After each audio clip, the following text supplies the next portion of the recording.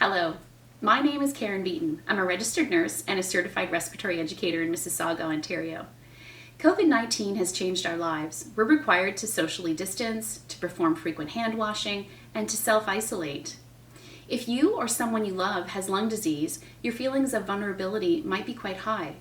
All of this can make people feel anxious, and that's a normal reaction. Let's spend the next 5 minutes talking about how we can cope with those feelings. Just to clarify, I am not a mental health expert, but I do have a couple of tips, so let's get started. First off, don't try to do this alone. Accept assistance. Don't be shy to accept the assistance of others because they're genuine in their offer, and other people feel really good when they can help others. Right now is probably not the time that you should be running your own errands, so if there's others around you that are offering to help, don't be shy to accept that. Stay connected with others. Reach out to people in your life, family and friends, neighbors. You may stay in contact by telephone. You may be doing social distancing, maybe chatting over the fence. And other people are using virtual gathering apps, things like Zoom and House Party, to stay in contact with people and to be in groups, but in a virtual sense. This may also be helpful if you're part of a support group that can't meet in person, but may make arrangements to meet virtually. So staying in contact with others and accepting help is important right now. The next thing I want to talk about is setting goals for the day. These don't have to be complex. Maybe you want to set 1 to 3 goals for your day. One of those things might be setting a schedule for yourself. And if you're setting a schedule, considering adding things that have to do with self-care. Consider how you're eating right now, whether you're staying well hydrated, how much exercise are you doing, how active are you being, and do you have a good routine around sleep? Because having good sleep can really help our mental outlook, so having good sleep habits can be really important. This may be a time you want to think about accomplishing something that you've been thinking about doing. Maybe you're thinking about starting yoga or meditation. Those can be very restorative type of activities. Or maybe there's an activity around the house, a closet that you've wanted to tackle, or some organization to your winter clothing. So don't think you have to do all of these things at once, but tackle it and maybe put it into your schedule for 20 minutes a day to do some of these activities.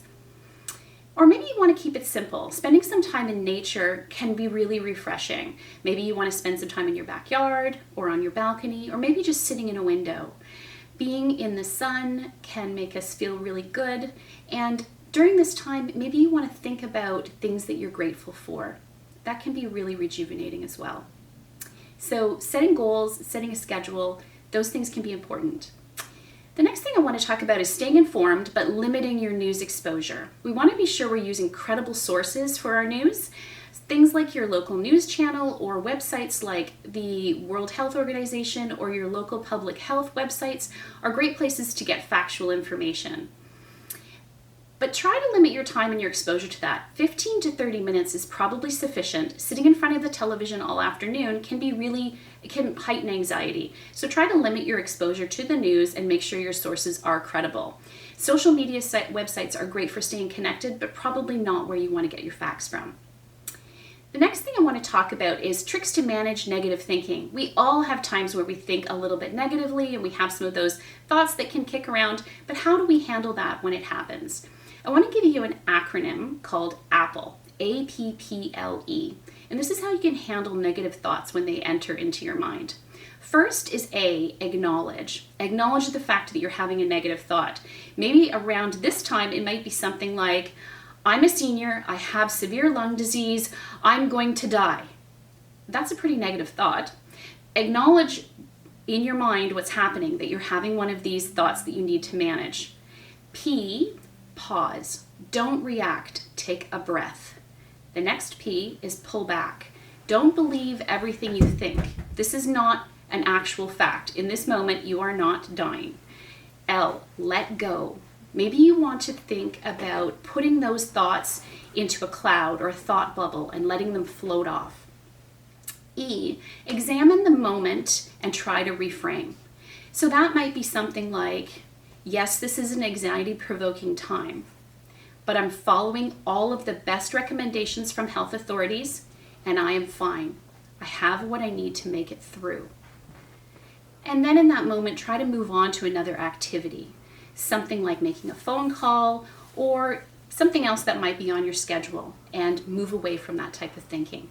It's important at this point in time as well to maybe limit our exposure to people who are very anxious or negative in their own thinking patterns. Those are people you want to maybe keep your contact to a minimum.